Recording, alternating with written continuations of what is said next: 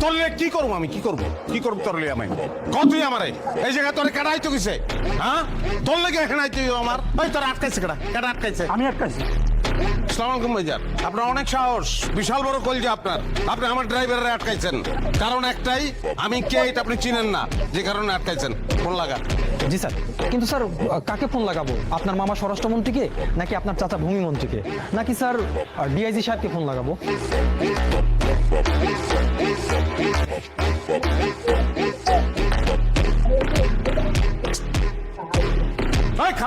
খারাপ অমিতাভ বচ্চন তুই?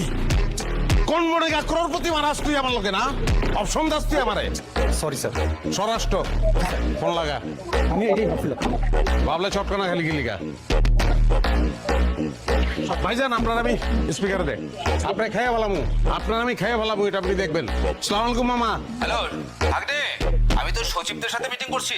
সচিবের লগে মিটিং গুল্লি মারেন মামা, আপনার ভাইগনারে একজন অপমান করছে। কার এত বড় সাহস আমার ভাগ্যের অপমান করে? তুই শুধু নামটা বল, আমি তার জীবনটা হারাম করে ফেলামু। ভাইজান আপনার নামটা একটু বলেন। আমি আবার কখন আপনাকে অপমান করব? ভাই নাম কত? তার নাম ক? সোবান। মামা তার নাম সোহান মামা।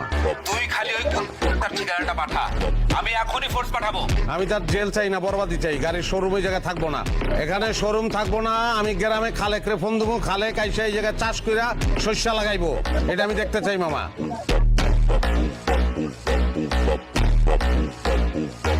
ওর শোরুমের প্রত্যেকটা গাড়ি আমি চুরির গাড়ি হিসেবে দেখাইয়া সবকিছু আমি চিজ করব, এবং তারপরে আমি তারে জেলে ঢুকাবো। 6 মাস 9 মাসের কাহিনী হইলে আবার চলবো না, মিনিমাম 10 বছর চিন্তা ভাবনা করে কথা বলেন, নাইলে আমার মুখ আমি আপনাদের দেখাবো না। আরে এটা তুই কি বলছিস? তুই তো আমার একমাত্র আপন ভাগ্নে। তোরে না দেখলে আমি কেমনে থাকুম ক? তুই শুধু ঠিকানাটা পাঠাইয়া ওইখানে ঠিক 10 মিনিট খাড়া।